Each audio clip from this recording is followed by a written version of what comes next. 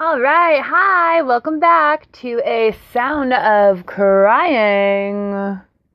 Bum bum bum bum bum bum bum. Okay, so yesterday we left off with chapter 6.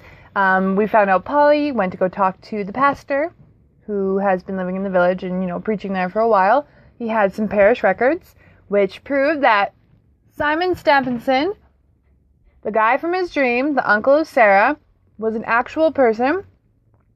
The grave is in the graveyard. He has records of Simon Stampenson living in the house that she's staying at Frederick's house. And now things are starting to come surreal for Polly.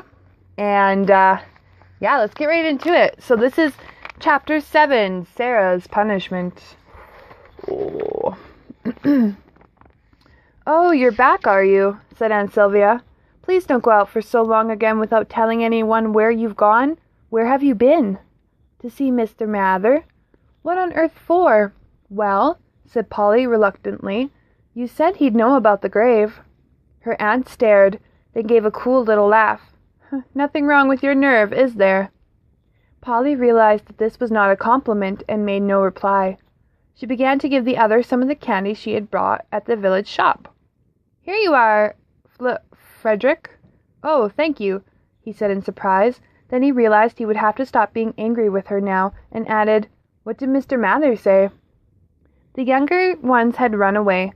Polly said, Simon Stampenstone did live here. Really? He was interested at last. So you were right after all. Well, how peculiar. Did you tell him why you wanted to know? No, I said we had a bet on it. Frederick nodded approvingly. I never heard of anything quite like this before. Oh, and by the way, you didn't tell me what happened in your last dream. The others will want to hear too. Children, shouted Polly, I'm going to tell you some more of the story of Sarah. They came hurrying back. Do you remember where I'd got to? Well, next morning. It was Uncle Clement's habit to sit in his favorite armchair before dinner with a glass of sherry.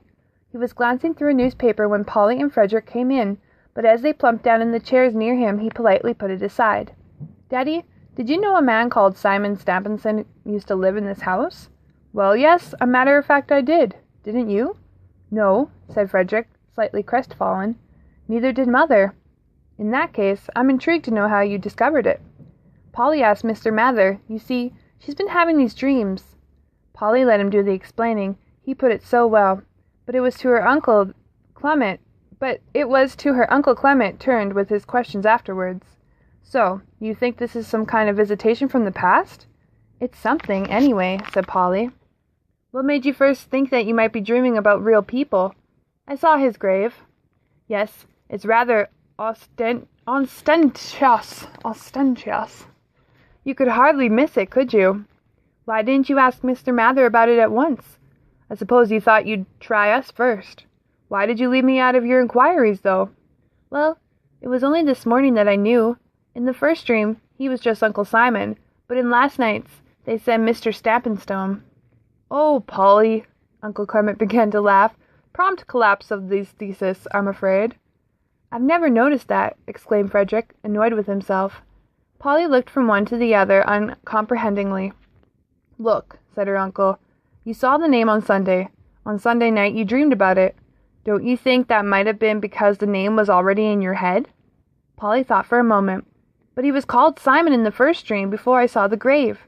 Simon's not an unusual name. In fact, that was probably why you made the subconscious connection. 2 Simons. But, said Frederick slowly, it didn't say on the grave that he lived here. You could have just deduced it fairly easily, said Uncle Clement after a slight pause. It's obviously not a poor man's grave, and this is about the only house in the neighborhood of sufficient age, big enough to be likely a home for him. Yes, but I didn't deduce it, protested Polly. I think your subconscious did, said Uncle Clement blandly. Yes, murmured Frederick, relieved. That's certainly possible. Well, said Polly. She felt confused. So I'm afraid you must relinquish your position as prophet of the past, hard though it is. Polly felt a wave of dislike for him. I suppose so, she muttered ungraciously, and then Aunt Sylvia brought the dinner in and the subject was closed. Uncle Clement was unfair, Polly thought as she ate. She hadn't boasted about the dreams, she simply wanted them explained, and she couldn't quite believe that her subconscious, whatever that might be, she wasn't really sure, was capable of the feats he had thought it had performed. Perhaps it was because they had discussed them that she had another dream that night. Sarah and Miss Piper sat at the kitchen table cleaning silverware. "Got the hang of it now, haven't you, dear?" Sarah looked down at the forks she was polishing. "I like seeing them brighten up." "I don't mean just this, I mean all of it. There's not much more I can teach you. You're a grand little worker, and that's the truth. Makes a big difference having you help me. There's lots of air for one woman to get through mornings. I've told him, but he's not one to spend money, if he can manage without.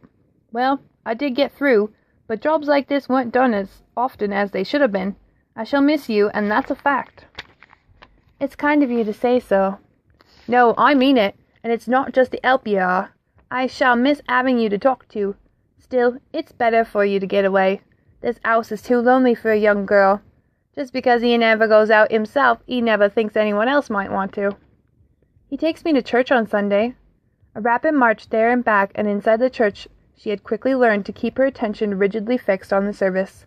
He was aware of the slightest wandering of her eyes or turning of the head, and would silently crunch the bones above her elbow in a painful grip. "Very nice, too," said Miss Piper crisply, "but that's not the kind of thing I meant." "I do go for walks," said Sarah with more feeling. "I enjoy that." She did, even though the cold drove her along a smart pace and made her keep her hands in her pockets and wish for thicker boots. Well, you're a solitary little creature. There, we've about finished those. I'll go and do the stairs if you peel the potatoes." Sarah thought as she stood over the sink that she would miss Miss Piper also. She wondered if she would be working for anyone so cheerful and easy-going in her first job. Probably not. Housekeepers in large establishments would naturally be much grander people. Her uncle had said nothing recently about her going away. She wondered if Miss Piper would tell him that she was ready now. There was someone else she would miss, and that was Thugden. They had grown fond of each other. After an early experiment, she knew better than to fondle him while he ate. But if she went on errands outside, he always came up to have his head patted or his ears scratched. When she wasn't busy, she often played with him, running races through the trees, which he won with ease, or throwing sticks for him to fetch. He particularly liked to retrieve them from the lake, and she enjoyed watching him as he swam, nose up and forelegs stroking the water in a leisured, graceful movement just like walking. She thought he would have liked to accompany her on her walks, but he was too well trained to go beyond the gate. She could have asked her uncle's permission to take him with her, but she didn't think it would be granted, and she had a feeling that if he discovered she no longer feared Thugden, he would even take the job of feeding him away from her. When she had finished the potatoes, she let the muddy water drain out of the peelings before taking them outside. Picking up a piece of cold pudding she had saved for Thugden, who liked tidbits, she carried it in her free hand. She didn't see him on her way to the bin, and on the way back she came face to face with her uncle, who had stepped outside the back door to look for her. "What are you doing with that?" he asked at once, pointing to the pudding in her hand. Luckily, or cleverly, Thugden was keeping out of sight. I was going to give it to the birds, sir." "Birds?" Her uncle seemed to grow taller. "Birds? So now I'm expected to provide for birds of the air as well as penniless orphans, am I?" "It's just a piece of leftover, sir." "I have eyes, girl. I can see that what it is. Take it back into the kitchen. And understand this, Sarah." He gripped her shoulder fiercely. "I expect you to take as much care of my possessions as though they were your own. Otherwise, you're no faithful servant." Sarah thought that she wasn't his servant anyway. Then supposed drearily that she might as well be, for all the difference it made. "I came to tell you received a letter." He took it out of his pocket and gave a little start of nervousness. It was 3 weeks since she had mailed her letter to Miss Swirls, and she had begun to give up hope of a reply, though she still ran to pick up the letters when the mailman put them through the door. Today they must have come just while she was outside, and by an unfortunate chance her uncle must have emerged from his study at once to see what there was, and a thing he seldom did. "It seems to be from the town where you used to live," he said, looking at the postmark. "Is it, sir?" She could see and recognize the writing now. It was from Miss Swirls. Whom do you think it might be from? Perhaps, I don't know, a school friend, sir? She dreaded the possibility of being told to open it in front of him. It looks to me like Miss Hogwash's hand, he said sharply, his eyes searching her face. Did he suspect something, or was he just playing with her? She couldn't think of anything at all to say. Come into my study, he ordered abruptly. I shall read it to you. I would rather read it myself, sir, but she knew it was useless. I dare say you would. I don't dare of that woman. Come along.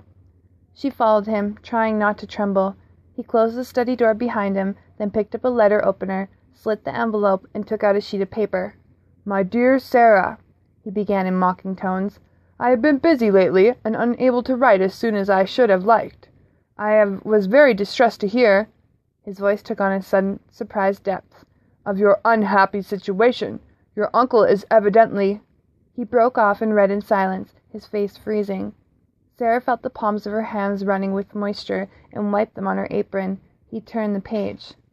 Perhaps you would like to hear the last sentence, he said crisply. Although it is undesirable that you should correspond with me against your uncle's wishes, the alternative, that you should be completely cut off from your friends, is worse. Do you understand, Sarah? This woman who calls herself your friend is encouraging you in flagrant disobedience. The association must cease completely. Do you understand me? His voice grew louder and louder. The skin of his face was sucked into make two white patches above his eyebrows. Answer me! Yes, sir, she managed to say. He glanced once more at the letter, then crumpled it in his fist. The intervening portion consists of sickly commiserations, he remarked briefly, then snapped. Go to your room and fetch your pen and writing paper. Hurry! Miss Piper was brushing the landing carpet. What's up, dear? She asked, her eyes round with sympathy. I can't stop. Sarah jerked out as she hurried past. When she returned with the things, Miss Piper said, Don't worry, dear. Sarah scarcely heard. Ink? Demanded Mr. Stappenstone. You didn't say... I'll fetch it, sir. Use mine, you little fool. Close the door and come sit here. He pointed to his desk and she obeyed him timidly, hating the drowned feeling she got in the big leather chair. Now, take a piece of paper. You're about to write your last letter to Miss Hogwash, and it will be dictated by me. She didn't look up at him, but there was an unpleasant smile in his voice. Ready? Write. Thank you for your letter. I have been thinking things over, and have prayed for guidance. I see how ungrateful and disobedient I have been, and shall not continue in the same wicked ways. It will be better if you do not write again. Yours, etc. Sarah followed his dictation, but her hand was clumsy and shaking, and it was hard to make her writing legible. You're a poor advertisement for her precious school, he said contemptuously. Put it in an envelope and address it. Sarah obeyed. Now take your pen and the rest of your paper and put them on fire. You'll have no further use for them. It was hot, but Sarah went close and laid them gently in the flames. The little pile of smooth white sheets, the tooth-scarred pen whose splintery taste had often comforted her, while she struggled with her sums. She wondered if the metal parts would melt, or whether she would find them among the ashes next day. Very well. There's one more thing. Did you mail that letter in the village? Yes, sir. I thought so. Unstamped? Yes, sir. A charming trick. In the future, you don't leave the grounds, since you are not to be trusted outside of them. Do you see this going? It hung on the wall. I shall use it if I want to summon you back to the house. I warn you, don't let me find you out of earshot. No, sir. She knew she would never defy him in this. She would never dare defy him in this. Now go to your room and stay there, and try to make what you have just written true. She left the room quickly, barely managing to contain tears until she was in her own. She sat huddled on the edge of the bed and cried because he had made her betray her friendship with Miss Swirls, and because she wanted her mother, and because she was alone. She cried until she had tired herself out. Some time later there was a knock, and a voice croaked softly. It's only me, dear. Come in, called Sarah. Miss Piper had a plate with her. "'E said I was to bring you lunch before I left, dear. Well, I'm ashamed to bring it, I really am. If he hadn't have kept an eye on me all the while, you'd have got something different. I can tell you, he's the meanest devil alive and no mistake." After a moment, Sarah gathered her wits enough to recognize the piece of pudding that she had been going to give Thugden. Somehow it provoked a rather watery smile. But it's a shame, dear. What are you supposed to do? What were you supposed to have done anyway, if you don't mind me asking?" Her small face was so red and creased with indignation that Sarah's tongue was loosened, and she began to pour everything out. She was crying again by the time she had finished. Miss Piper sat beside her on the bed and stroked her hand repeatedly. There, dear," over and over again. "I'm sorry," murmured Sarah eventually, and straightening herself, she mopped her eyes. "You need a good cry, dear. You're having the rough end of the stick and no mistake. You know, dear, like I said before, the sooner you go into service the better, even if it's not what your poor mother would have wanted." Sarah broke in a slight gasp. "Did you know my mother?" "Yes, dear," Miss Piper nodded firmly. "That I did, bless her heart. She was a little girl when I came here from London. Mrs. Stappenstone told me most particular before you came that I was not to mention her to you, but there's a time to disobey some orders." "Did you work here when she lived here?" "No, dear, they had proper servants then, but I lived in the village and I helped out at dinner parties and such like. This was a great house in those days, and she was that pretty." "Did you ever see my father?" "Once or twice, dear. He was a very good-looking gentleman." "I can't remember him. He died when I was 3. Miss Piper drew in her breath. Your poor mother. However did she manage?" "She made clothes for people. It wasn't much money, but we did have enough. She always said she wouldn't ask my uncle for help, but when she died, Miss Swirls said we must." "Didn't she teach you dressmaking then? It'd be a deal more suitable for you than what he's planned." "No, she never did. She hoped I might be a governess, but I wasn't very good at lessons, and I think she thought there would be time to teach me later if—" Her voice trailed off and she blew her nose. "I've forgotten how happy she looked when the time or two I saw her," said Miss Piper quietly. "I used to wonder what become of them. It was all hushed up when they ran away, but I knew from Maria, who worked here, they were never mentioned afterwards," she said. "It broke her parents' hearts." "Uncle Simon said that too." "Yes, well, it didn't break his," snapped Miss Piper. She looked quite fierce. "He was always jealous of her because she was their favourite, and no wonder, seeing as how he was as sour as crab apples even as a lad. It just suited him when he ran off. He said everything he could to make 'em more upset. He had a proper twisty tongue. Old Mr. Stappenson, he did that disinheriting in a temper, but I'll bet Mr. Simon kept him feeling knocked until he died. Never gave him a chance to forgive her.